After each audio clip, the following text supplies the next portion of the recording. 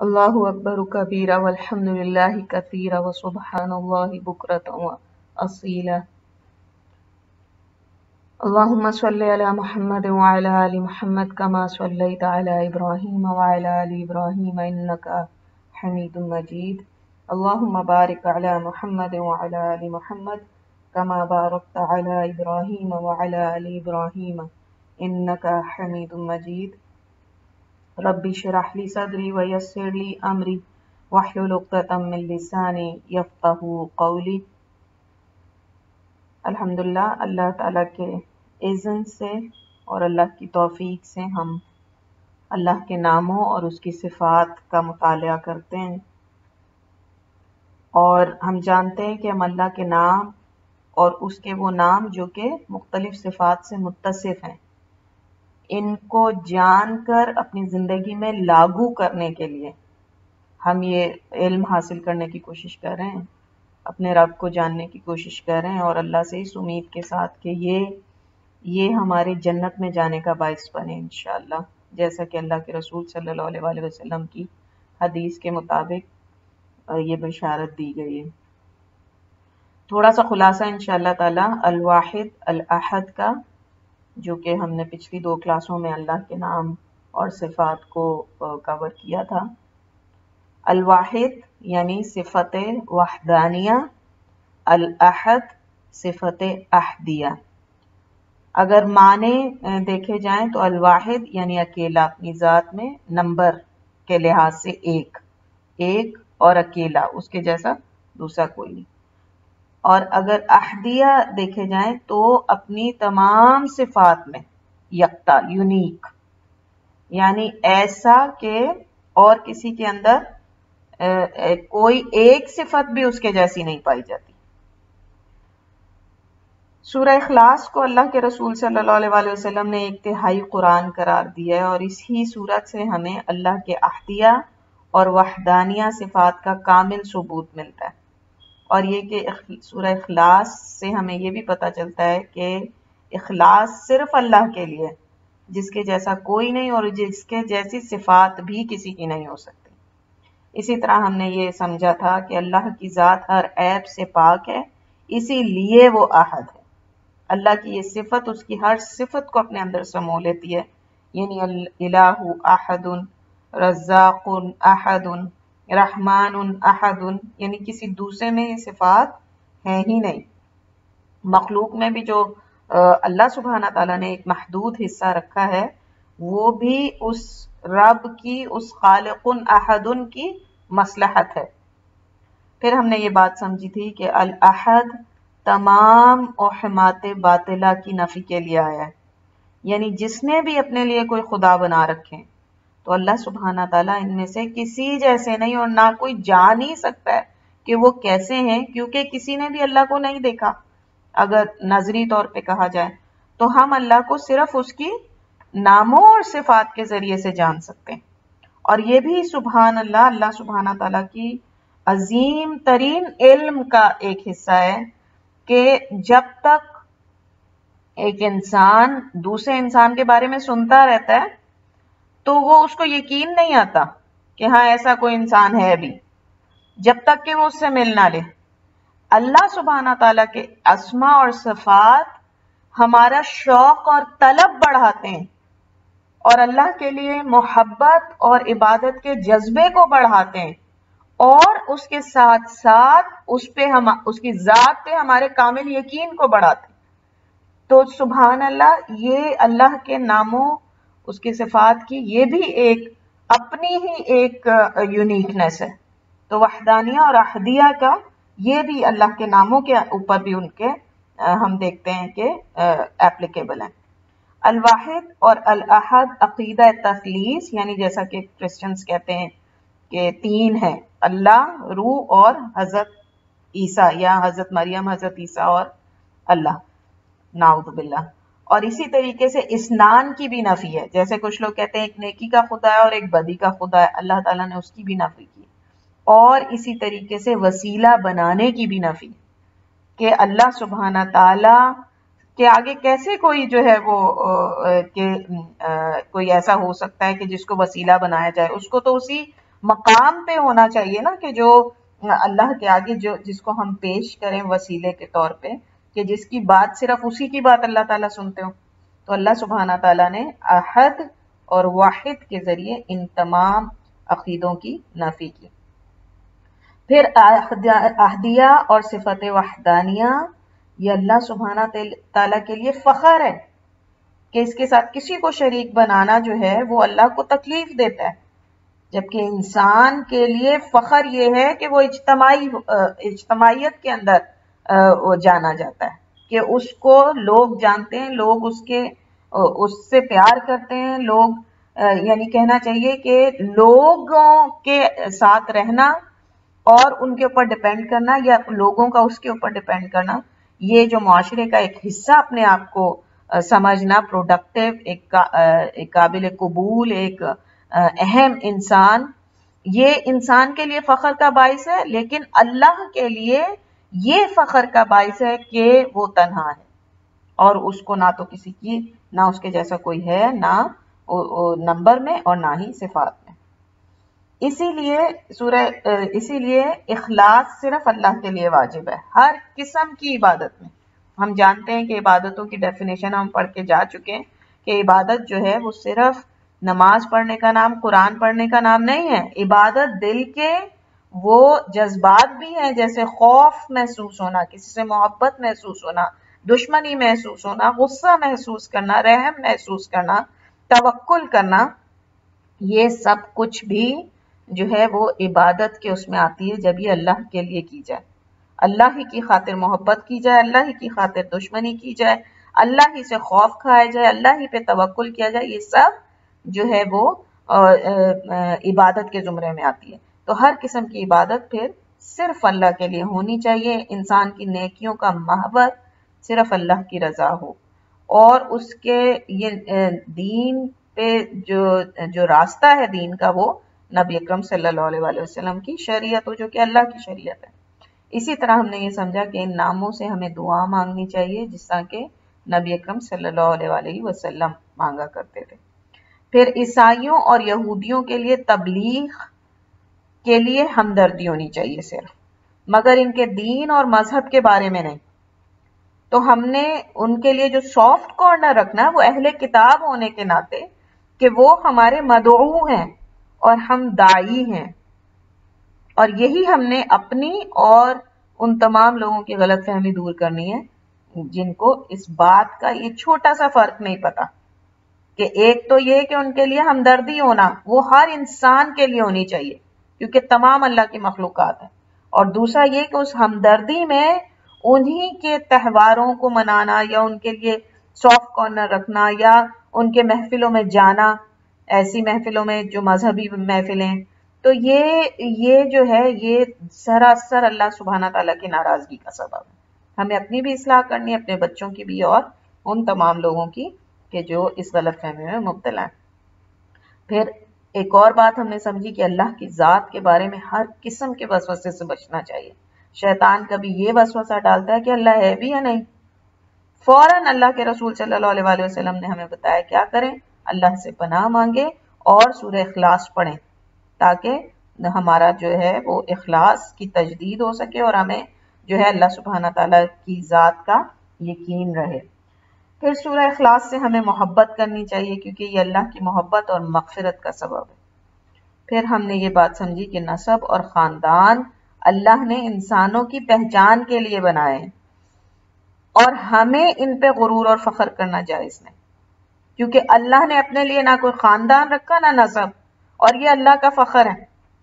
تو اللہ سبحانہ تعالیٰ نے ہمارے لیے جو خاندان اور نسب رکھے اس کی دراصل حقیقت کچھ بھی نہیں ہے. اس کی حقیقت صرف یہ ہے کہ ہماری پہچان ہو سکے، ہم ایک دوسرے کو پہچان سکیں، ورنہ فخر اور غرور کا سبب نہیں ہونا چاہیے. پھر جو ایک اور اہم بات ہم نے سمجھی وہ یہ کہ اپنی نیتوں کا محاسبہ ہمیں کرتے رہنا چاہیے. اگر کبھی بھی ہمیں لگے کہ ہماری نیکیاں ریا کے لیے ہیں تو اللہ سے معافی مانگیں اور اپنے نیتوں کی اصلاح کر لیں. یہ تھوڑا سا خلاصہ الاحد اور الواحد، اللہ کے دو نام جو ہم آلریڈی کر چکے ہیں. آج انشاءاللہ تعالی ہم کریں گے الصمد. یہ اللہ کا جو یہ نام ہے الصمد، مشرکین اپنے سب سے معزز لوگوں کا نام صمد رکھا کرتے تھے، جو یاد سمجھ لیں کہ جو سب سے زیادہ کہنا چاہیے ان کے لیے اہم اور بہت ہی بہترین نام ہوتا تھا فوقیت دکھانے کے لیے، وہ صمد رکھا کرتے تھے اپنے لوگوں کا نام۔ تو اس سے آپ کو اندازہ ہوگا کہ الصمد جب اللہ کے رسول صلی اللہ علیہ وآلہ وسلم سے مشرکین بھی اللہ کی ذات کے بارے میں پوچھتے ہیں، اور یہودی بھی اللہ کی ذات کے بارے میں پوچھتے ہیں، مجوسی اللہ کی ذات کے بارے میں پوچھتے ہیں، تو اللہ تعالیٰ اپنا تعارف الصمد کہہ کے سورہ اخلاص میں کرواتے ہیں۔ اس کی کیا وجہ ہے؟ اس کی وجہ یہی ہے کہ وہ الصمد جو ہے اس کو جانتے تھے کہ الصمد سے کیا کیا جو ہے صفات ہوتی ہیں اس کے اندر۔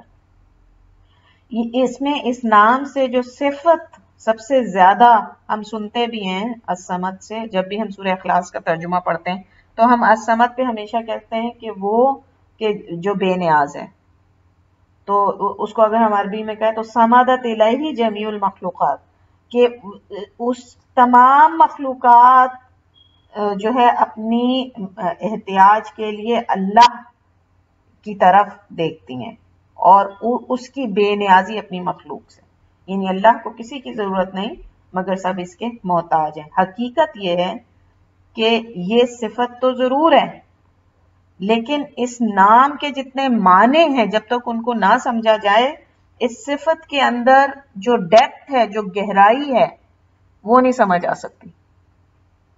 کہنے کو تو یہی بات بڑی چھوٹی سی لگتی ہے کہ ساری مخلوقات اس کی طرف متوجہ ہوتی ہیں اور وہ کسی کی طرف وہ کسی کے اوپر ڈپینڈنٹ نہیں ہے، یہ ایک چھوٹی سی صفت ہمیں نظر آتی ہے۔ لیکن الصمد جو نام ہے اس کے معنی اتنے وسیع ہیں کہ اب تک آپ دیکھ چکے ہیں کہ جو شروع سے لے کے آخر ابھی تک ہم نے جتنے نام اللہ سبحانہ تعالیٰ کے کیے، ان کے اندر کچھ نام ایسے تھے کہ جس کا جو نام تھا وہی مطلب تھا، اور صفات بہت ساری تھی۔ کچھ نام ایسے تھے کہ جن کا جو نام تھا ان کے مطلب مختلف تھے، لیکن وہ کہیں نہ کہیں سے ایک دوسرے سے جڑے ہوئے تھے، اور کچھ نام ایسے تھے کہ جن کے اندر جو نام تھا وہی ایک صفت بھی تھی۔ یہاں پہ الصمد جو ہے وہ سبحان اللہ ایک ایسا نام ہے کہ اس کے بہت مختلف میننگز ہمیں ملتے ہیں۔ میں جو یہ میننگز آپ کے سامنے پیش کر رہی ہوں، یہ میں نے مختلف تفسیروں اور اس سے لیے ہیں، اور مختلف علماء کرام اور انہوں نے کیا۔ آپ سنیں گے تو آپ کو لگے گا کہ شاید آپس میں ان کا کوئی ایسا تعلق نہیں ہے، اتنے مختلف ہیں یہ، لیکن انشاءاللہ ہم پھر اس کے بعد پہلے ان معنی کو دیکھ لیتے ہیں، پھر اس کے بعد ہم دیکھیں گے کہ یہ آپس میں کیسے جڑے ہیں۔ ایک تفسیر کے مطابق ہر چیز کا بلند حصہ، یہ سب جو میں آپ کو معنی بتا رہی ہوں یہ تمام صحابہ کرام اور بہت بڑے بڑے مفسرین انہوں نے جو ہے یہ، اور بیسیکلی صحابہ کرام کی یہ کہنا چاہیے کہ ڈیفینیشنز ہیں، کیونکہ ان سے بہتر تو کسی بھی بات کی تفسیر کوئی پیش نہیں کر سکتا تھا نبی اکرم صلی اللہ علیہ وسلم کے بعد۔ سب سے پہلے یہ کہ کسی بھی چیز کا بلند حصہ، پھر یہ کہ وہ جس سے بالا تر کوئی نہ ہو اور وہ مکمل ہو، جس سے اونچا کوئی نہ ہو اور وہ مکمل ہو۔ پھر ایک یہ والا جو مطلب میں آپ کو بتانے لگی ہوں، یہ بہت مشہور و معروف تھا ان لوگوں میں، عربوں کے اندر، وہ سردار جس کی اطاعت کی جاتی ہو اور اس کے حکم کے بغیر کسی معاملے کا فیصلہ نہ کیا جا سکتا ہو۔ پھر وہ سردار جس کی طرف حاجت مند لوگ توجہ اور رجوع کرتے ہوں۔ اب دیکھیں دونوں سرداروں میں فرق ہے، ایک وہ ہے جو فیصلوں پہ قادر ہے، دوسرا وہ ہے کہ جو لوگوں کی ضرورتیں بھی پوری کرتا ہے۔ تو لازمی نہیں ہے کہ کوئی ایک سردار جو ہے اس کے اندر یہ دونوں خصوصیات پائی جاتی ہیں، اس لیے یہ معنی کے اعتبار سے تھوڑا سا مختلف ہوا۔ پھر جو دائم ہے، بلند مرتبہ ہے، ٹھوس، جس میں کوئی خلا یا جھول نہ ہو۔ پھر ایک اور معنی ہے کہ جس سے نہ کوئی چیز نکلتی ہو اور نہ ہی داخل ہو سکتی ہو۔ پھر ایک اور معنی یہ ہے کہ وہ جسے جنگ میں بھوک پیاس نہ لگتی ہو۔ ایک اور معنی وہ جو سب سے ہر لحاظ سے بے نیاز اور سب اس کے محتاج ہو، غنا میں کامل ہو، غنا میں کامل ہو، وہ جسے کسی کی عبادت کی ضرورت نہیں۔ پھر مطلوب چیزیں حاصل کرنے کے لیے لوگ اس سے رجوع کریں اور مصائب میں مدد کے لیے اس سے ہی مدد مانگیں۔ پھر وہ جس پر کوئی آفت نہ آتی ہو، وہ جو اپنی مرضی کے مطابق جو چاہے فیصلہ کرے اور جو چاہے کام کرے، اور اس کے حکم اور فیصلے پر نظر ثانی کرنے والا کوئی نہ ہو۔ اوپر ہم نے جس سردار کی تعریف دیکھی کہ جس کی اطاعت کی جاتی ہے اور اس کے حکم کے بغیر کسی معاملے کا فیصلہ نہ کیا جا سکتا ہو، اس میں لازمی نہیں ہے کہ وہ اپنی مرضی کے فیصلے کر سکتا ہو۔ وہ یقیناً عوام جو لوگ اس کو اپنا سردار مانگتے ہیں، وہ ان کے مشورے کے بغیر فیصلے نہیں کر سکتا، لیکن بہت ساری آپشنز میں سے جو آپشن وہ چوز کرے گا وہ آپشن ایپلیکیبل ہوگی۔ یہاں پر کیا فرق ہے؟ جو اس کی مرضی میں آئے وہی فیصلہ کرے، اور پھر جو اس مرضی کے مطابق اس نے فیصلہ کیا اس کو جس طرح چاہے انجام دے، اور پھر یہ کہ اس کے اس فیصلے کو اور اس کے اس حکم کے نافذ کرنے کو کوئی چیلنج نہ کر سکتا۔ تو آپ نے دیکھا کہ کس طریقے سے یہ تمام معنی ایک لحاظ سے ایک دوسرے سے مختلف ہیں۔ الصمد کا یہ جو مختلف معنی ملتے ہیں، اس کے بارے میں کچھ جو علماء کرام ہیں وہ کہتے ہیں کہ اللہ کے تمام ناموں میں الصمد ایک ایسا نام ہے جس کو لوگوں نے صحیح سمجھا ہی نہیں۔ حالانکہ اگر ہم دیکھیں تو قرآن میں اللہ نے صرف ایک جگہ احد کی طرح صمد کو بھی صرف ایک دفعہ بیان کیا، سورہ اخلاص میں۔ سورہ اخلاص کی اہمیت کو ہم دوبارہ سے ذرا تھوڑا سا تازہ کریں۔ اللہ کے رسول صلی اللہ علیہ وآلہ وسلم نے فرمایا کہ یہ تہائی قرآن کے برابر ہے۔ قرآن کو الکتاب کہا اللہ تعالیٰ نے، الکتاب، جس کا مطلب ہے مجموعہ ہے اگلی پچھلی تمام کتابوں کا، تمام تعلیمات کا جو اللہ سبحانہ تعالیٰ انسانیت کی رہنمائی کے لیے، ہدایت کے لیے بھیج چکے ہیں، چاہے وہ کتابیں تھیں، چاہے وہ صحیفے تھے، چاہے وہ شریعتیں تھیں، اور چاہے وہ احکامات تھے جو مختلف نبیوں کو دیے گئے، ان تمام کا مجموعہ اس کتاب کے اندر، الکتاب کے اندر۔ اس کتاب میں اللہ سبحانہ تعالیٰ نے جو بھی احکامات بیان کیے وہ تمام کے تمام خلاصہ ہے حضرت آدم سے لے کے اور اللہ کے رسول صلی اللہ علیہ وآلہ وسلم تک کی انسانی ہسٹری کا، اور کتنے لاکھوں ہزاروں سال کا یہ ہے جو کہنا چاہیے خلاصہ ہے۔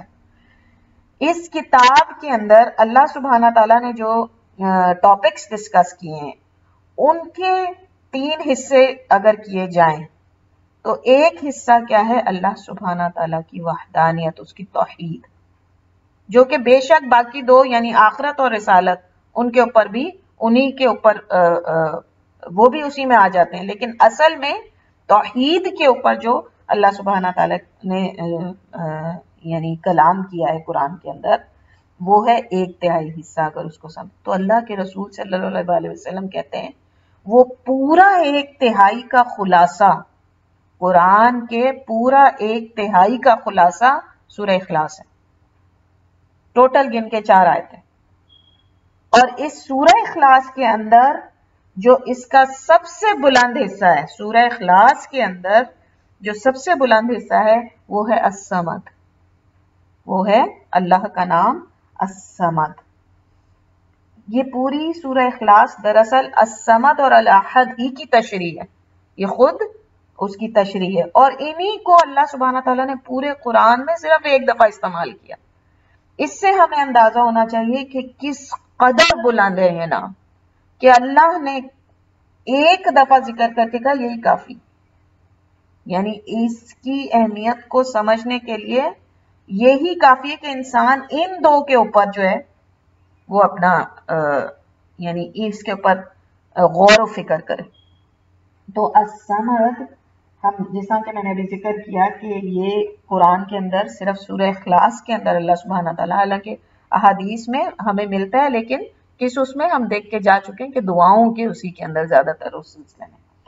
تو سورہ اخلاص میں یہ جو ثبوت ہے اس کا نہ صرف وہ قرآن کے اندر سورہ اخلاص میں ہے. اس کا دوسرا نام سورہ احد الصمد بھی ہے، سورہ احد الصمد، اور یعنی اس کی اہمیت کو اجاگر کرنے کے لیے. اگر ہم ان سب کو یعنی جتنے معنی میں نے آپ کے سامنے پیش کیے، ان سب کو جمع کر کے حضرت ابن عباس، عبداللہ ابن عباس رضی اللہ جو ہیں، ان کی تفسیر کے جو الفاظ ہیں ان کو دیکھ لیں تو وہ سب کا سب اس کا احاطہ کرتے ہیں. وہ کہتے ہیں کہ الصمد ایسا سید یا ایسا سردار ہے جس کی سرداری مکمل ہے، کامل ہے. وہ ایسا شریف ہے کہ جس کی شرافت کامل ہے. وہ ایسا عظیم ہے جس کی عظمت کامل ہے. وہ ایسا حلیم ہے جس کا حلم کامل ہے. وہ ایسا غنی ہے جس کا غنا کامل ہے. وہ ایسا جبار ہے جس کا جبروت کامل ہے، جبر کامل ہے. وہ ایسا عالم ہے جس کا علم کامل ہے. وہ ایسا حکیم ہے جس کی حکمت کامل ہے. اور وہ ایسا ہے جس کی ہر شرف اور ہر صفت جو ہے وہ کامل ہے. وَهُوَ اللَّهُ سُبْحَانَهُ، اور یہ تمام صفات سوائے اللہ کے اور کسی میں نہیں. تو الصمد کو سننے میں آپ کو لگ رہا ہوگا کہ الرب کے مترادف ہے، تقریباً الرب کے مترادف ہے، لیکن الرب میں ہم دیکھتے ہیں کہ وہ پھر بھی مخلوق کی حاجتوں کے بارے میں تھا. ان کو سسٹین کرنا، ان کو نرش کرنا، ان کی نشو و نما کرنا، ان کی جو ہے ضرورتوں کو اور حاجتوں کو پورا کرنا. الصمد میں ہم دیکھتے ہیں کہ ہر چیز ہی شامل ہو جاتی ہے الصمد کے اندر. تو اگر ہم دیکھیں تو الصمد دراصل تمام اللہ کی جو صفات ہیں ان سب کا مجموعہ ہے. اور اللہ کے جتنے بھی نام، میں تو اب تک دیکھ رہی ہوں کہ جس بھی نام کو ہم پڑھنے جاتے ہیں سبحان اللہ، وہ اس کے اندر اتنے یوں لگتا ہے کہ جس طرح یہی نام سب سے عظیم نام ہے اللہ سبحانہ تعالیٰ کا. بہرحال احادیث اور ان کی روشنی میں اور سورہ اخلاص کی وجہ سے ہمیں سمجھ آتی ہے کہ یہ کس قدر بلند مرتبہ 99 ناموں میں سے یہ نام ہے اللہ سبحانہ تعالیٰ کا. یعنی اس کے اندر اللہ کی ہر صفت کامل ہے، اور وہ تنہا ہے ان صفات میں اور کامل بھی ہے. وہ تنہا بھی ہے اور کامل بھی ہے. یہ الصمد نام سے ہمیں پتہ چلتا ہے. الصمد نام سے ہم پڑھ کے گئے نا اصول اللہ کے ناموں کے بارے میں، کہ وہ کامل بھی ہوں گے اور وہ جو ہیں وہ اپنی تعریف میں اسی طرح ہوں گے جیسا کہ وہ نام ہے، اور تنہا ہوں گے، اس کے علاوہ اور کسی کے لیے نہیں ہوں گے. تو الصمد نام سے یہ جو اصول ہے وہ علماء کرام نے اس نام سے بھی اخذ کیا. کس قدر یعنی علم والے تھے ہمارے سلف. خیر، تو اگر ہم اس نام کے بارے میں غور کریں تو ہم دیکھیں گے کہ سورہ اخلاص میں اللہ نے اللہ احد کہا، لیکن الصمد کے ساتھ اللہ نے ال لگایا، مطلب نقرہ نہیں بنایا اس کو، کیونکہ احد صرف اللہ کے لیے، مخلوق میں سے کسی کے لیے استعمال نہیں ہو سکتا. جبکہ الصمد جو ہے وہ دنیا کے سرداروں کے لیے بھی استعمال ہوتا ہے. لیکن اللہ نے جب ال لگا دیا تو اس کا مطلب ہے کہ اصل اور حقیقی سردار صرف اللہ ہے. دنیا کے تمام سردار بھی کچھ ہی معاملوں میں مالک ہیں، مگر ان کی سرداری بھی صرف اور صرف اللہ کی سرداری کے زیر تحت. اسی نے چاہا تو سرداری عطا کی، اسی نے چاہا تو لوگوں نے ان کے حکم مانے، اسی نے چاہا تو اس سردار کی اطاعت لوگوں نے کی، اسی نے چاہا، اسی سردار نے اگر کچھ اس کو طاقت دی تو اس نے لوگوں کے اوپر حکومت کی. ورنہ اصل سرداری اللہ سبحانہ تعالیٰ ہی کو زیب دیتی ہے. اس الصمد اور احد کا جو فرق ہے قرآن کے اس صورت سے ہمیں یہ بھی پتہ چلا. پھر اس کے بعد اگر ہم دیکھیں تو اللہ کے اس نام الصمد کا جو ایک بہت ہی خصوصی مطلب ہمیں پتہ چلا وہ یہ کہ ٹھوس، جس میں کوئی خلا یا جوف نہ ہو. جب کسی چیز میں کوئی خلا ہو وہ کمزور ہو جاتی ہے. ہم کہتے ہیں نا لکڑی کو وہ لگ گیا، دیمک لگ گیا، اور آہستہ آہستہ اس کے اندر وہ کھاتا جاتا ہے اور اتنی مضبوط لکڑی جو ہے وہ بھورا بن کے گر جاتی. اسی طریقے سے کسی دیوار کے اندر اگر کوئی بڑا شگاف پڑ جائے تو ہم فوراً پریشان ہو جاتے ہیں کہ یہ دیوار گر جائے گی، اب یہ باقی نہیں رہے گی اپنی جگہ پہ. تو یعنی کسی چیز میں اگر کوئی خلا ہو تو کمزور ہو جاتی ہے، اسے توڑنا موڑنا کسی دوسری صورت میں ڈھالنا بہت آسان ہو جاتا ہے. تو اسی لیے خلا یا جوف یا سوراخ یہ کمزوری کا باعث ہے. تو الصمد کے یہ جو بڑے یونیک سے مطلب ہے ٹھوس، یعنی نہ مایا نہ گیس بلکہ ٹھوس، ایسا کہ جس کے اندر یعنی ایسا کہ جس کے اندر کوئی خلا نہیں، یعنی نہ اس میں کچھ داخل ہو سکتا ہے اور نہ ہی نکل سکتا ہے. اس ایک معنی کے کو اگر ہم دیکھیں تو اللہ کی صفات اس کی ذات کے ساتھ ہمیشہ سے تھیں اور ہمیشہ رہیں گے. یعنی کوئی نئی صفات اللہ کے اندر داخل نہیں ہو سکتی کیونکہ اس کی صفات ہمیشہ سے کامل تھی. جیسا کہ جبکہ انسان کا کیا معاملہ ہے، جیسے جیسے بڑا ہوتا جاتا ہے نئی صفات اس میں داخل ہوتی ہیں. پیدائش کے وقت کوئی بھی نہیں ہوتی، اور جب بڑا ہوتا جاتا ہے تو وہ اس کے اندر نئی نئی صفات جو ہیں وہ پہلے بولنے کی صفت، پھر چلنے کی صفت، پھر اس کے بعد جو ہے وہ چیزوں کو سمجھنے کی صفت، پھر اس کے بعد ہم دیکھتے ہیں کہ مختلف صفات اس کے اندر. جبکہ اللہ کے ساتھ ایسا نہیں ہے. اللہ ٹھوس ہے کیونکہ اس کی جو صفات تھی وہ ہمیشہ سے ہیں، ہمیشہ رہیں گی، اور اب مزید صفات اس کے اندر کوئی ایسی جو ہے وہ شامل ہی نہیں ہو سکتی. تو یہ اس ٹھوس کا یہ مطلب. اسی طریقے سے اللہ سبحانہ تعالیٰ کی جو ذات ہے وہ اتنی کامل ہے، ایسی ٹھوس ہے کہ اس میں سے کچھ نکل بھی نہیں سکتا. کہ اگر پوری دنیا، کیا اللہ کے رسول صلی اللہ علیہ وسلم کی حدیث کے مطابق، حدیث قدسی ہے کہ اللہ تعالیٰ نے فرمایا کہ اگر پوری دنیا کے تمام مخلوق، تمام انسان جو ہیں وہ اتنے نیک ہو جائیں کہ سب سے زیادہ نیک انسان کے برابر سب نیکیاں کرنی شروع کر دیں، تو بھی اس کی عظمت میں اضافہ نہیں کر سکتے کیونکہ وہ تو ہے ہی عظیم. اسی طرح اگر پوری دنیا کے تمام انسان اتنے بدکار اور گناہگار ہو جائیں جتنا دنیا کا سب سے گناہگار انسان، تو بھی وہ اللہ سبحانہ تعالیٰ کو کوئی نقصان نہیں پہنچا سکتا، کیونکہ اللہ سبحانہ تعالیٰ جس عظمت کے لائق ہے اور جیسے اللہ سبحانہ تعالیٰ کی شان ہے، اللہ کو کوئی فرق نہیں پڑتا. تو یہ اللہ سبحانہ تعالیٰ جو ہے وہ کامل ہے، ایسے ٹھوس کہ نہ ان کے اندر کچھ داخل ہو سکتا ہے اور نہ ہی ان کے اندر سے کچھ لیا جا سکتا ہے یا کچھ نکلتا ہے. پھر اسی ٹھوس کے معنی کو اگر ہم مزید وضاحت سے سمجھنا چاہیں تو اور آسان ہو جائے گا اگر ہم دیکھیں کہ اللہ کی جو مخلوقات ہیں ان کے اندر کیا کمزوری ہیں، کیا کیا کمزوریاں ہیں جو. تو سب سے پہلے ہم دیکھتے ہیں پیدائش کا عمل، بچے کی پیدائش. نہ تو کوئی ماں باپ کوئی خود فیصلہ کر سکتے ہیں کہ کب اولاد کو پیدا کرنا ہے، نہ ہی اس کی جنس کا تعین کر سکتے ہیں، نہ ہی اس کو اپنی پسند کی صورت میں ڈھال سکتے ہیں.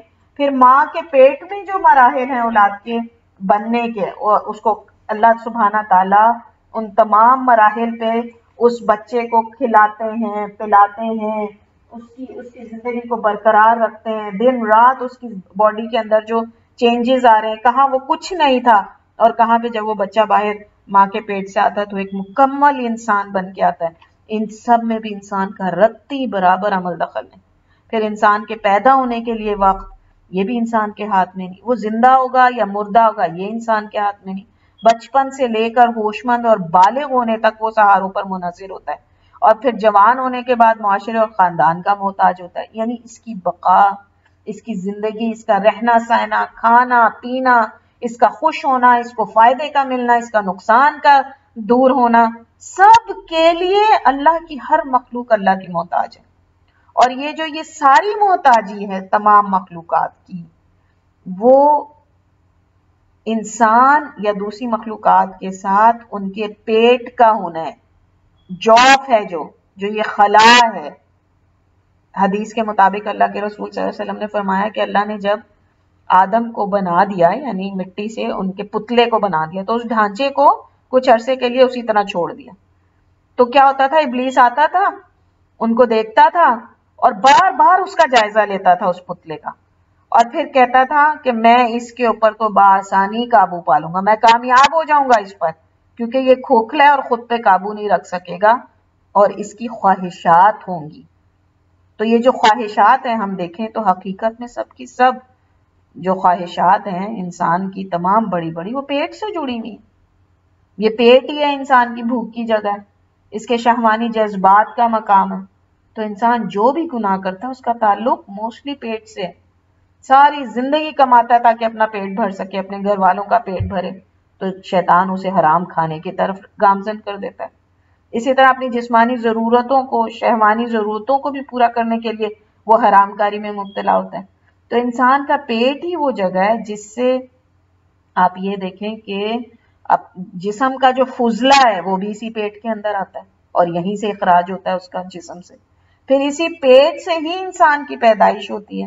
اسی پیٹ کو ہی بیماریوں کا جائے مقام بھی سمجھا جاتا ہے. انسان اگر ڈپریسڈ ہو، اگر اس کو کوئی کسی قسم کی ذہنی پریشانی ہو، تو اس کا سب سے پہلے اثر اس کے بھوک کے اوپر پڑتا ہے. اور ہم دیکھتے ہیں کہ اس بھوک، جب انسان اپنی جسم کی ضرورت پوری کرنے کے لیے کھانا نہیں کھائے گا یا پیے گا نہیں اتنا جتنا اس کو ضرورت ہے، تو آہستہ آہستہ السر کا سبب، السر کے بعد آپ دیکھیے مختلف قسم کے آرگنز کی پرابلمز شروع ہو جاتی ہیں، گردوں کا مسئلہ شروع ہو جاتا ہے پانی کم پینے. یعنی یہ دیکھیں کہ ابتدا کہاں سے ہوئی؟ پیٹ سے. اور اس پیٹ کی وجہ سے بیماریاں جو ہیں وہ، حالانکہ اصل میں کیا تھا؟ ایمان کی کمزوری تھی جس کی وجہ سے، لیکن جو سب سے پہلے اس کا جذبات کا جو اثر ہوا اس کے پیٹ کے اوپر ہوا. تو انسان کی بیماریوں کا جائے مقام بھی جو ہے وہ اس کا پیٹ ہے. تو یعنی انسان یا ہر مخلوق کی ساری زندگی اس خلا کی وجہ سے متاثر رہتی ہے. تو اللہ سبحانہ تعالیٰ ٹھوس ہیں، ان میں کسی بھی قسم کا خلا نہیں پایا جاتا، وہ پاک ہے کسی بھی ایسے خلا سے، اسی لیے وہ کسی کے محتاج نہیں، جبکہ ہر ایک اس کا محتاج ہے. پھر آپ یہ دیکھیے کہ اللہ سبحانہ تعالیٰ قرآن میں فرماتے ہیں کہ وہ کھاتا نہیں، وہ کھلاتا ہے، وہ رزق دیتا ہے اور رزق مانگتا نہیں. تو اس کے ساتھ یعنی یہ کتنی بڑی انسان کی کمزوری ہے کہ جب وہ کھاتا، یعنی لوگوں کا خیال ہوتا ہے دوسروں کے بارے میں، اگر کوئی اس کی ہمدردی کرے یا اس کے لیے کچھ چاہے تو فوراً انسان کے دل میں کیا خیال ہے؟ اس کی نظر نہ میرے مال پہ ہے، اس کی نظر کسی چیز پہ ہے. اور کچھ نہ ہو تو اگر کوئی ویٹر چلتا پھرتا بیچارہ، اگر ہم کھانا کھا رہے ہوں اس کی نظر پلیٹ پہ چلی جائے تو ہمارا پہلا خیال آتا ہے اس کا نظر ہمارے کھانے پہ ہے نا. تو اللہ سبحانہ تعالیٰ جو ہے وہ بتا رہے ہیں کہ تمہاری یہ جو خواہش ہے نا، یہ تمہاری جو کمزوری ہے، یہ اللہ سبحانہ تعالیٰ کے ساتھ نہیں لگے گی. اور اسی طریقے سے اگر تم یہ دیکھنا چاہو کہ اس کمزوری سے اور کون مبرہ ہے، اگر تم اوروں کو خدا بناتے ہو، اوروں کو بڑے مقام دیتے ہو، تو نبیوں کو بھی اللہ تعالیٰ نے یہ عام انسانوں والی کمزوریاں لاحق کی تھی. تو کوئی بھی مخلوق اللہ کے مقام پر نہیں ہو سکتی. حضرت عیسیٰ اور حضرت مریم کے لیے بھی اللہ تعالیٰ قرآن میں فرماتے کہ وہ دونوں کھاتے پیتے تھے اور بازار میں جاتے تھے. یعنی وہ انسان تھے، اللہ جیسی کوئی بے نیازی کیا تم نے ان میں دیکھی جو ان کو خدا مان لیا؟ تو یعنی اللہ سبحانہ تعالیٰ جو یہ ایک خلا کی بات کرتے ہیں نا، معنی کے اندر ٹھوس، کس قدر اس کے اندر وسعت پائی جاتی ہے انسانی زندگی کے ساتھ، کتنے معاملات ہیں جو جڑے ہوئے ہیں. اور اللہ سبحانہ تعالیٰ کے اس نام کو دیکھتے ہوئے اگر کوئی سوچنا چاہے کہ ان کا رب جو ہے وہ کیسا رب ہونا چاہیے، تو کیسے وہ انسانوں کو اللہ کی برابری دے سکتے ہیں. اسی طریقے سے ہم دیکھیں کہ انسان بھوکا بھی اگر رہے تو ایک وقت تک رہ سکتا ہے، اس کے بعد وہ مر جائے گا. کتنا کمزور ہے انسان. تو یہی کمزوری جو ہے وہ انسان کی عبادتوں پہ بھی اثر انداز ہوتی ہے. اسی لیے اسلام میں کھانا سامنے رکھا ہو اور اقامت کہہ دی جائے تو بھی یہ تلقین کی گئی کہ پہلے کھانا کھا لو، تاکہ انسان کی توجہ اللہ کی طرف نہ ہو، بلکہ استغفر اللہ، تاکہ انسان کی توجہ جو ہے وہ اللہ کی طرف ہو، کھانے کی طرف نہ ہو. اتنی بڑی کمزوری ہے یہ انسان کی، یہ بھوک جو ہے، یہ جو پیٹ ہے یعنی اس کی وجہ سے. اللہ تعالیٰ قرآن میں فرماتے ہیں کہ کہہ دیجئے کہ کیا میں اللہ کے سوا کسی اور کو دوست بناؤں جو آسمانوں اور زمین کو پیدا کرنے والا ہے، حالانکہ وہ کھلاتا ہے اور اسے کھلایا نہیں جاتا. تو اللہ نے بتایا کہ یہ جو اتنی بڑی کمی اور کمزوری ہے وہ تمہارے ساتھ لگی ہوئی ہے، اللہ اس سے مبرہ. تو اگر انسان جو ہے وہ سوچنا چاہے تو اس کو معلوم ہو کہ اللہ سبحانہ تعالیٰ جو ہیں وہ جس شان کے وہ لائق ہیں اس کے برابر کسی اور کو تسلیم کیا جانا دراصل انسان کی یہ بھی ایک عقل کی بہت بڑی کمزوری. پھر اسی طریقے سے ہم دیکھتے ہیں کہ نبی اکرم صلی اللہ علیہ وسلم نے فرمایا کہ اگر ابن آدم کے پاس 2 وادیاں سونے کی ہوں تو پھر بھی وہ تیسری کی خواہش کرے گا اور صرف قبر کی مٹی ہی اس کے لیے کافی ہوگی. یعنی لالچ یہ بھی اسی خلا کی وجہ سے، یعنی جو انسان کا لالچ ہے وہ اس کے پیٹ ہی کی وجہ سے ہے نا. کس چیز کا لالچ ہوتا ہے انسان کو؟ اکثر و بیشتر زیادہ کی حوث کن چیزوں کے لیے ہوتے ہیں؟ 2 چیزیں، یا شہوت کے لیے اور یا پھر بھوک کے لیے. تو یہ جو پیٹ ہے اس کے بارے میں نبی اکرم صلی اللہ علیہ وسلم نے فرمایا کہ بدترین برتن ہے جو بھرا جاتا ہے، بدترین برتن ہے جو بھرا جاتا ہے. تو لیکن اس کے ساتھ ساتھ یہ جو پیٹ ہے اس کی بیماریاں شہادت کا بھی باعث ہیں، کیونکہ آپ صلی اللہ علیہ وسلم نے فرمایا کہ اگر کوئی شخص جو ہے وہ ڈوب کے مرے یا جل کے مرے یا پیٹ کی بیماری میں مرے تو وہ شہید ہے. یعنی پیٹ کے یہ جو معاملات ہیں یہ کس قدر انسان کی زندگی میں ان کا عمل دخل ہے. اس ایک خلا جو انسان کے جسم میں یہ ایک خلا ہے یہ کس قدر بڑا اثر رکھتا ہے انسان کی زندگی کے اوپر. پھر ہم دیکھتے ہیں کہ اسی عاجزی کو مد نظر رکھتے ہوئے اللہ سبحانہ تعالیٰ لوگوں جو الصمد کے بعد اللہ سبحانہ تعالیٰ کہتے ہیں وہ کہتے ہیں لم یلد ولم یولد، کہ جب اللہ کا پیٹ ہی نہیں ہے، کیونکہ پیٹ ہی سے پیدائش کا جو ہے وہ تعلق ہے، پیدائش سے پہلے بھی اور پیدائش کے ہونے کے لیے بھی. تو اللہ کی اولاد کا کیا تصور کہ اللہ سبحانہ تعالیٰ کا تو پیٹ ہی نہیں ہے، تو پھر اللہ سبحانہ کے لیے وہ تخلیق کا وہ مقام ہی نہیں، تو لوگوں نے کیسے اللہ سبحانہ تعالیٰ کی اولاد بنا دی. تو یہ جو الصمد کی ڈیفینیشن ہے لم یلد ولم یولد بھی ہے. اس کی تشریح اگر ہم کہیں یعنی معنوں میں اگر ہم ایک اور معنی دیکھیں تو یہ بھی ہے کہ نہ جس کی اولاد ہو اور نہ ہی جو اولاد پیدا کرے، یعنی جس نے نہ اولاد جنی اور نہ جس کو جنا گیا، جو ہم یوزلی معنی دیکھتے ہیں. تو اللہ سبحانہ تعالیٰ عاجز نہیں ہے کہ اسے کسی کی مدد درکار ہو، وہ تو صرف کن کہتا ہے اور وہ ہو جاتا ہے. یہ اللہ سبحانہ تعالیٰ کی عظمت ہے. بلکہ جب کسی کو کوئی عجز لاحق ہو تو وہ فوراً اللہ ہی کو یاد کرتا ہے، کوئی کتنا ہی معذور ہو، کوئی کتنا ہی یعنی مغرور ہو، اپنی سب سے بڑی بے بسی میں اسے صرف اللہ ہی یاد آتا ہے. بہت ہی مشہور بات ہے کہ گورباچوف جو تھا جب سوویت یونین کے ٹکڑے ہوئے اور اس کے اوپر دستخط کرنے تھے اس ڈاکیومنٹ کے اوپر کہ جس کے مطابق آزاد اسٹیٹس اس میں جو بنی تھی وہ سب انڈیپینڈنٹ ہو رہی تھی، تو وہ ایک کمیونسٹ تھا، اللہ کے وجود پہ یقین ہی نہیں رکھتا تھا، لیکن اس کے ماتھے پہ پسینہ تھا اور وہ سائن کرتے ہوئے کہہ رہا تھا او مائی گاڈ ہیلپ می آؤٹ. یعنی کس قدر انسان جو ہے وہ منکر کیوں نہ ہو اللہ کی ذات کا، کس قدر وہ مشرک کیوں نہ ہو، اللہ کے ساتھ شریک بنانے والا کیوں نہ ہو ایسا ہو کہ جو اللہ کی ذات پہ یقین ہی نہ رکھتا ہو، جب وہ بے بس ہو جاتا ہے اس کو سوائے اللہ کے اور کوئی یاد نہیں آتی. اسی طرح اللہ تعالیٰ قرآن میں کہتے ہیں کہ جب سمندروں میں طوفان آتے ہیں اور انسان اپنی بے بسی کو اپنی آنکھوں سے دیکھ لیتا ہے، یعنی پوری آیت ہے، میں اس کا خلاصہ آپ کے سامنے بیان کروں تو وہ کیا کہتا ہے، وہ اللہ سے کہتا ہے کہ اگر میں اس سے بچ گیا تو اپنی ساری عبادتیں تیرے لیے خالص کر دوں گا اور صرف تیرا شکر گزار بنوں گا. تو یعنی انسان اس چیز کا ہی انتظار کرتا رہتا ہے کہ کب وہ بے بس ہو اور اللہ سبحانہ تعالیٰ کی طرف رجوع کرے. لیکن جو بھی ہو یہ اس کی فطرت میں ہے کہ وہ جانتا ہے کہ اللہ سبحانہ تعالیٰ یہ الصمد ہے، اور اللہ سبحانہ تعالیٰ اللہ واحد الصمد ہی سب کی ضروریات اکیلے پورے کرنے والے ہیں. ہم اپنے جسم اپنی اولادوں کی ضرورت پوری نہیں کر پاتے، لیکن اللہ الصمد صرف جاندار ہی نہیں بلکہ غیر جانداروں کی بھی ہر ضرورت کو پورا کرتے ہیں. یہ ٹوٹے ہوئے پتے کہاں چلے جاتے ہیں، مرے ہوئے جانوروں کا کیا ہو جاتا ہے، بے جان زمین کیسے اس میں سے جو ہے وہ زرخیزی ہو جاتی ہے، پہاڑ بڑھتے کرتے رہتے ہیں، یہ بھی اللہ الصمد ہی کر رہا ہے.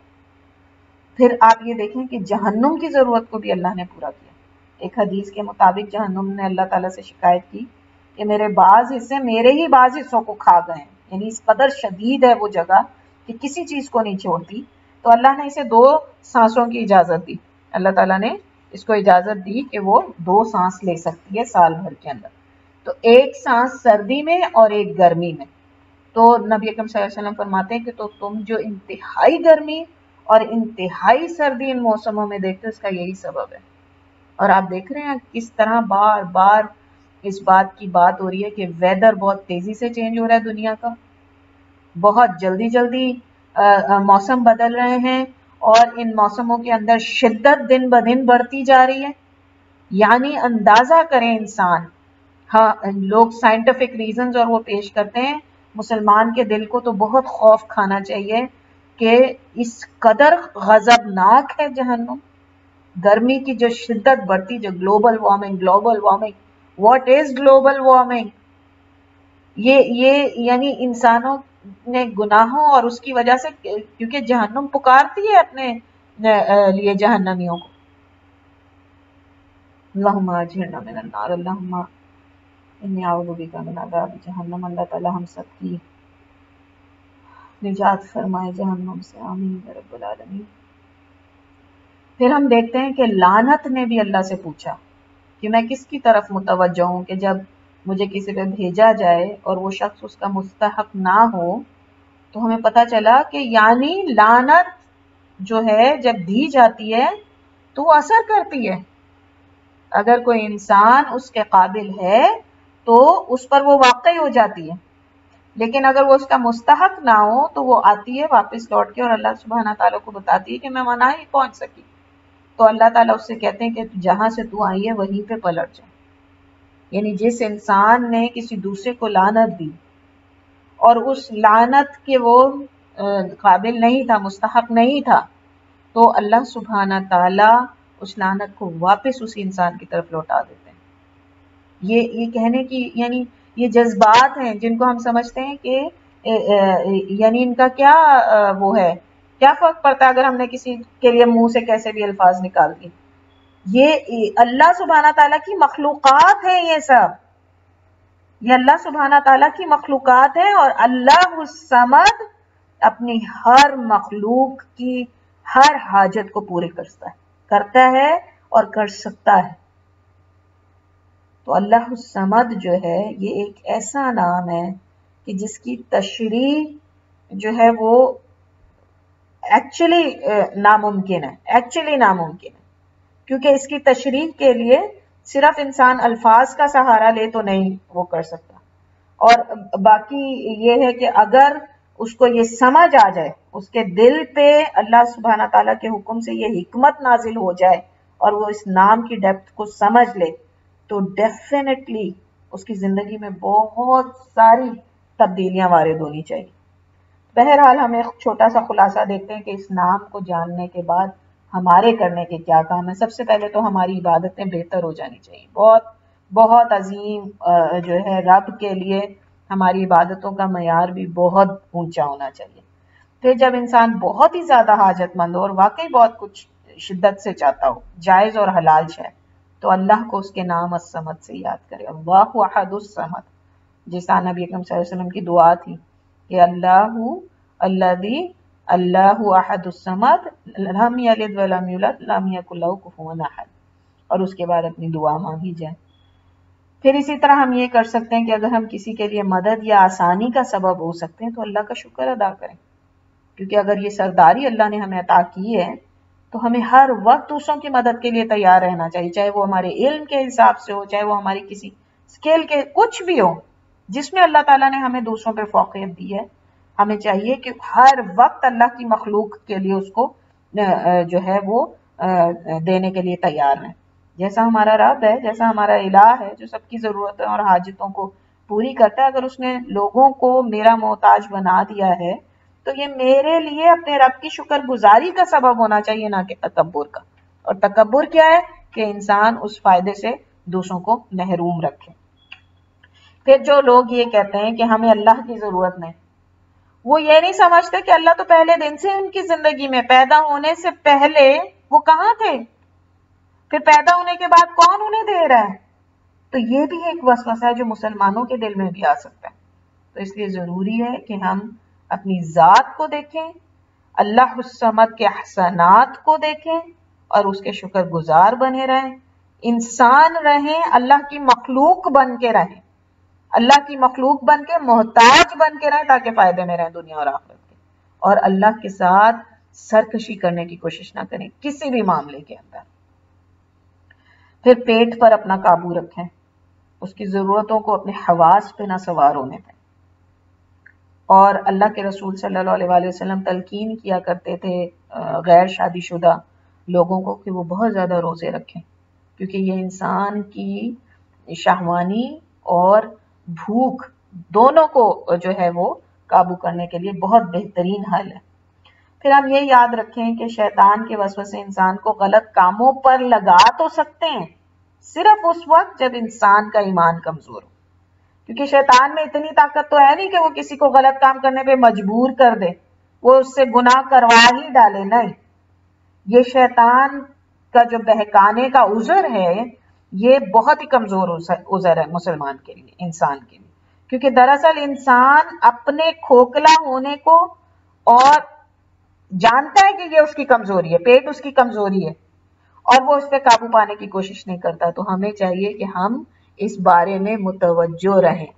شیطان کے ان وسوسوں کو جو ہے وہ بہانہ بنا کے ہم چھوٹ نہیں جائیں گے. آپ دیکھیں کہ حضرت ابو ہریرہ رضی اللہ کہتے ہیں کہ لوگ کہتے ہیں ابو ہریرہ بہت احادیث بیان کرتا ہے، حالانکہ میں تھوڑا سا کھانے کے بعد اللہ کے رسول صلی اللہ علیہ وآلہ وسلم کے ساتھ لگا رہتا تھا.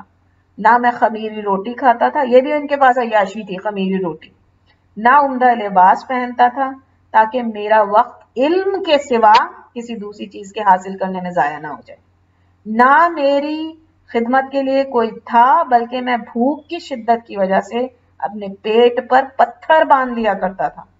بعض اوقات میں کسی کو کوئی آیت پڑھ کر صرف اس لیے اس کا مطلب پوچھتا کہ وہ مجھے اپنے گھر لے جا کر کچھ کھلا دے، جبکہ میں اس آیت کا مطلب بخوبی جانتا تھا. پھر کہتے ہیں کہ مسکینوں پر سب سے بہتر سلوک کرنے والے جعفر رضی اللہ ابن ابی طالب تھے. ہمیں اپنے گھر لے جاتے اور جو کچھ بھی ہوتا ہمیں دے دیتے. کبھی کبھی تو گھی یا شہد کی کپی نکال کر لاتے اور ہم سب مل کے اس کو چاٹ لیتے. یعنی ان کے پاس بھی کچھ نہیں ہوتا تھا کبھی کبھی کھانے کو. یہ حدیث ہمیں ہمارے شاندار ماضی کی وجوہات بیان کری. علم کی طلب اور اللہ کے دین کی سربلندی تب ہی ممکن ہے جب پیٹ کی محتاجی کو پسے پشت ڈال کر ہم اپنی زندگی میں کسی عظیم مقصد کو اپنائیں. آج میں دیکھتی ہوں مائیں، یعنی استغفر اللہ، کتنے ہی چینلز ہیں جو صرف کھانے کی ریسیپیاں بتا رہے ہوتے ہیں.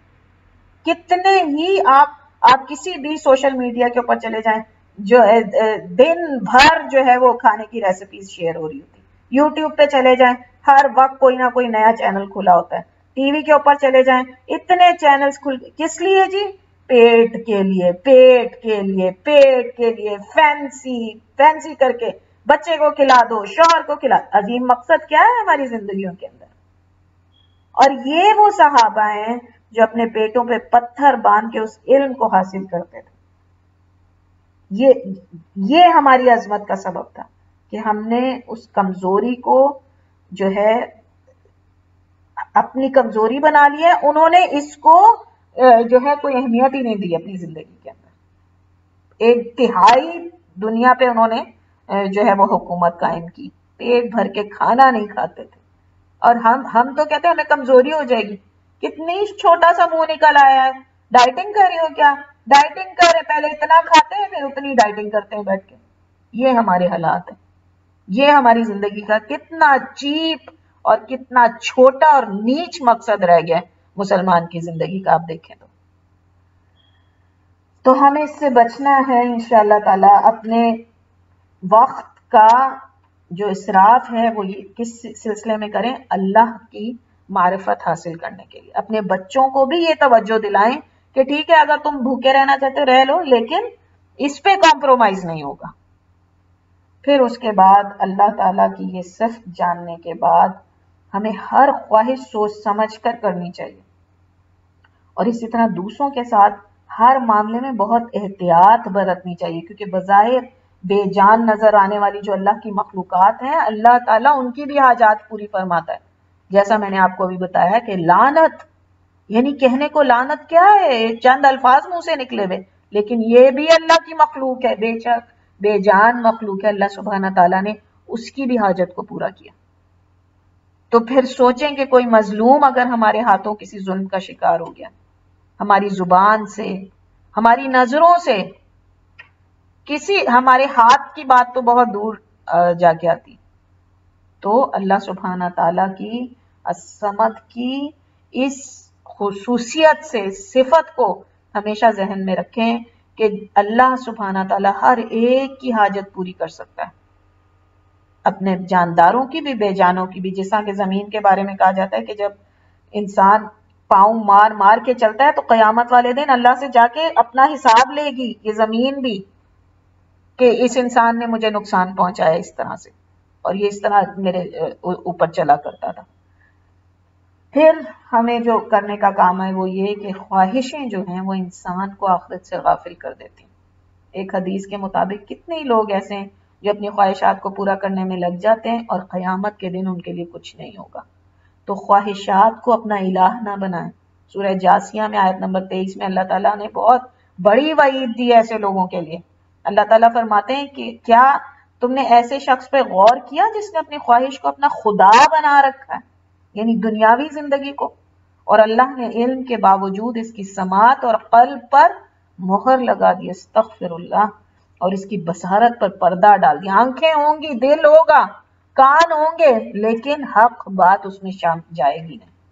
تو اللہ تعالیٰ کیا کہتے ہیں، اب کون ہے جو اسے ہدایت دے اللہ کے سوا؟ کیا تم غور نہیں کرتے؟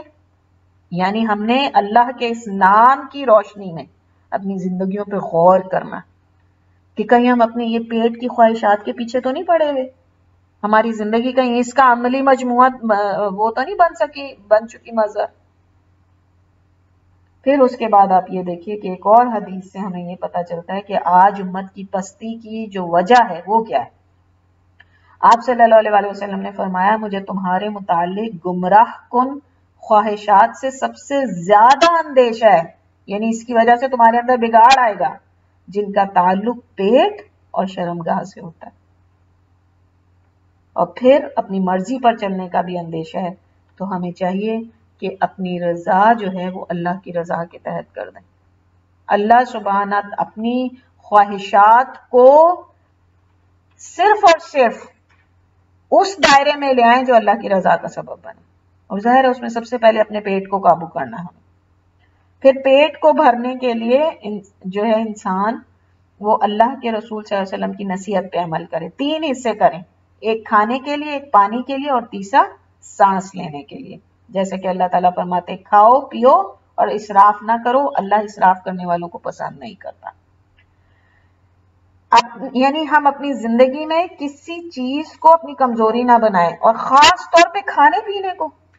یعنی جس نے ہمارے جسم میں جا کے فضلے کی شکل اختیار کر لینی ہے، کچھ ہی حصہ ہے نا جو ہمارے جسم کو لگے گا، باقی حصہ تو فضلے کی صورت میں ہمارے جسم سے نکل جائے گا.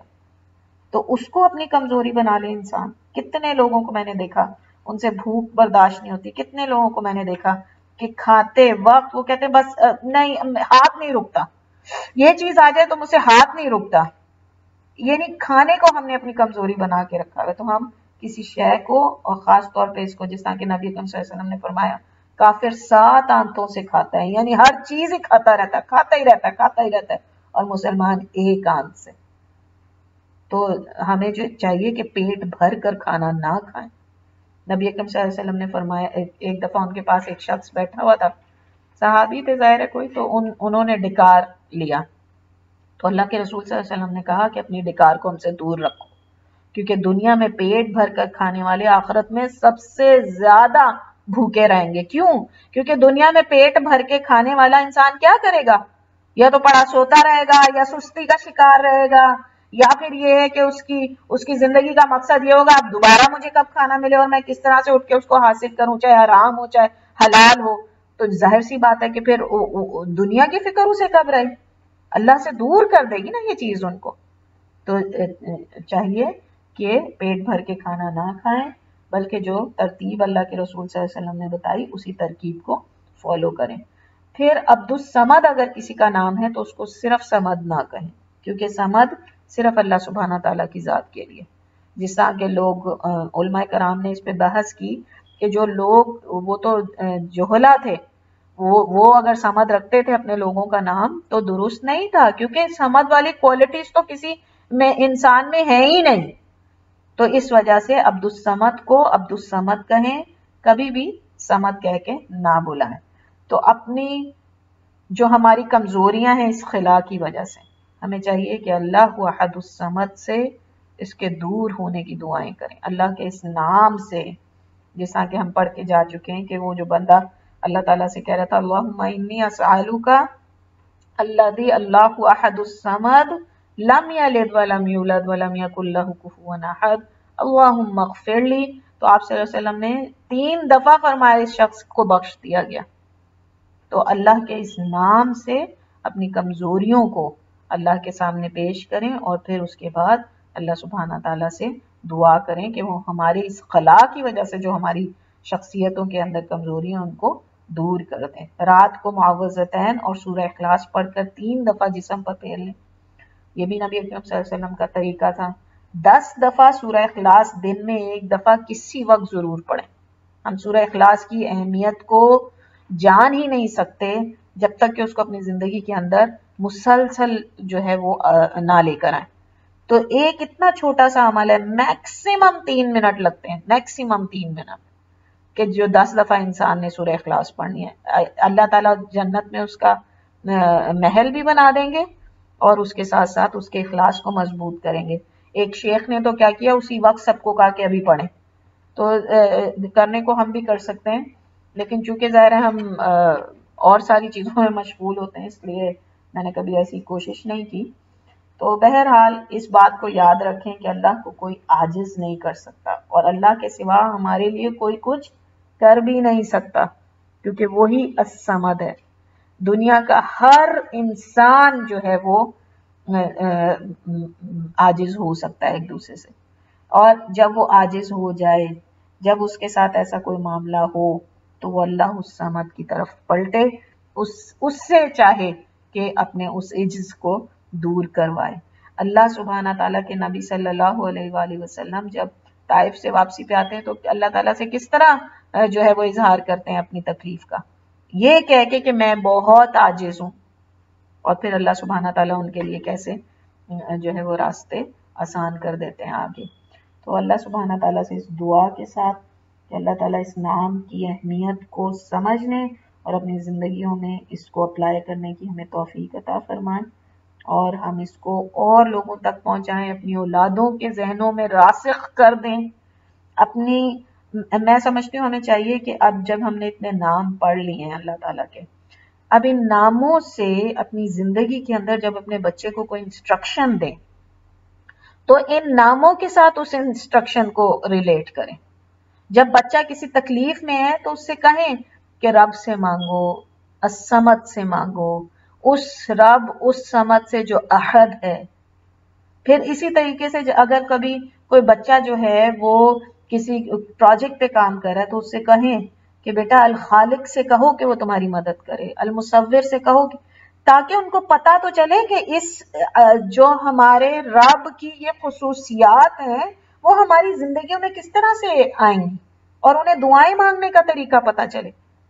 ہم تو ساری عمر صرف اللہ اللہ اللہ، رب، ربی، رحمان، رحیم، اور جان ہی نہیں سکے کہ ہاں اللہ سبحانہ تعالیٰ کے باقی جو صفات اور نام ہیں ان کو بھی اپنی زندگیوں میں لاگو کرنا ہے۔